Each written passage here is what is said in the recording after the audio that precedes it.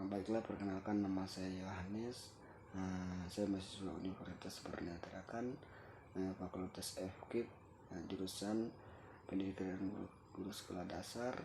Nah, di sini saya ingin menjelaskan yaitu mengenai guru yang ideal kan. Nah, jadi guru yang ideal itu sih seperti apa? Nah, jadi guru ideal itu mampu menyelami hati peserta didik sehingga ia menjadi panutan bagi lingkungannya. Nah, jadi guru ideal itu juga selalu dirindukan karena mampu membangun karakter setiap peserta didiknya. Nah, jadi guru ideal itu juga merupakan pengganti orang tua. Nah, kenapa disebutkan pengganti orang tua? Karena mampu memberikan pendidikan kognitif dan efektif dan psikomotorik bagi anak didiknya. Nah, jadi sosok yang mampu menciptakan suasana kelas lebih hidup yaitu lebih aktif.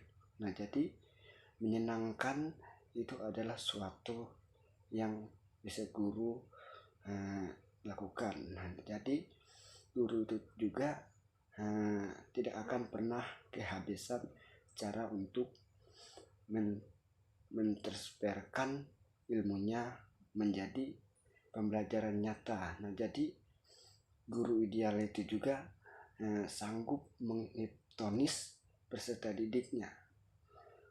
Jadi menghipnotis itu adalah bagaimana dia melatih mental dari suatu masing-masing peserta didiknya.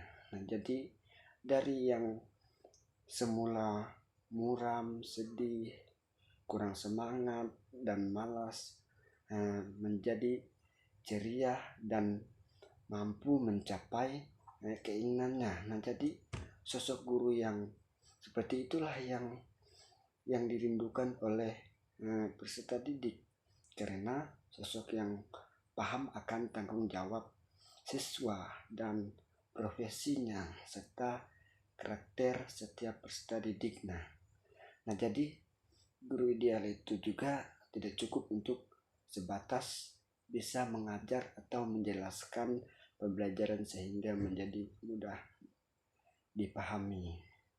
Nah, terus pentingnya juga itu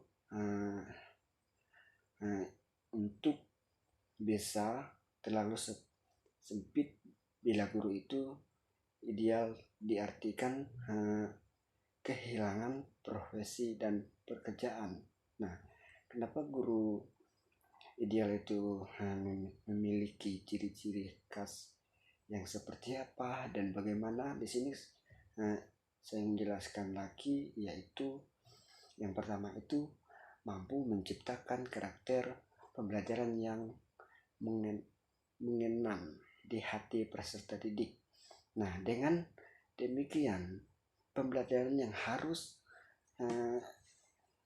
kontekstual itu pun dan dapat terwujud, karena di mana guru itu bisa menyeleksikan siswa itu agar sesuatu itu tersebut hingga terwujud. Nah, jadi siswa juga mampu menjawab semua tentang zaman dengan beradaptasi dengan perkembangan teknologi yang semakin maju. Nah, jadi yang ketiga itu mampu disiplin karena dengan waktu termasuk dalam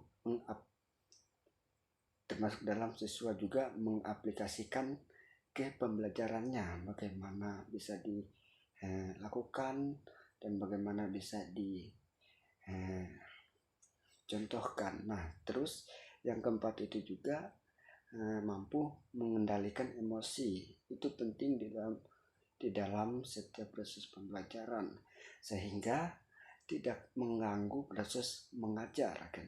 Dengan demikian ia dapat bijak dalam menanggapi suatu berbagai persoalan. Yang kelima itu mampu menciptakan materi. Itu penting dalam pembelajaran yang memancing kreativitas dan inovasi Dengan demikian aktivitas juga bisa terbuka sebatas apa yang dia lakukan dan sebatas apa yang dia bisa dijelaskan. Itu penting. Nah, akan tetapi lebih ke pembelajaran yang bermakna itu dalam suatu dalamnya, yaitu jadi yang keenam itu mampu membuat rencana pembelajaran yang dapat dilaksanakan guru yang ideal. Nah, jadi pembahasan seperti itulah yang dapat diucapkan ketika seorang pendidik itu terjun ke dalam dunia pendidikan. Nah, guru itu juga punya yang namanya tidak hanya memiliki satu jenis kecerdasan. Nah, jadi guru itu juga melainkan kompilasi dan berbagai bidang kecerdasan juga yang terpancar dari karakter dan perilakunya. Nah, jadi guru itu juga harus memiliki 4 kompetensi. Yang pertama itu kompetensi kepribadian. Kompetensi kepribadian ini kaitannya lebih luas, itu adalah bagaimana seorang guru harus mempunyai perilaku yang dapat memberikan pengaruh positif dan disegani oleh peserta didik. Itu untuk kompetensi kepribadian. Nah, terus untuk kompetensi pedagogik ialah bagaimana cara guru merancangkan dan mengevaluasikan proses belajar. Nah, guru itu juga harus mampu merencanakan dan mengevaluasikan proses dalam hasil belajar peserta didik secara keseimbangan dengan menggunakan metode dan melakukan analisis evaluasi. Nah, terus proses yang harus dihasilkan dalam proses pembelajaran agar dapat untuk memperbaiki program pembelajaran itu yaitu untuk tingkat ketuntasan belajar peserta didik serta memanfaatkan hasil penilaiannya seperti apa. Nah, terus kompetensi sosialnya itu guru itu mampu melakukan komunikasi secara lisan dan tertulis. Nah, contohnya ketika guru berkomunikasi kepada masyarakat, kepada guru, kepada siswa, komunikasinya itu harus pentingnya punya langkah-langkah atau etika yang baik. Itu yang dimaksud dengan kompetensi sosial. Terus kompetensi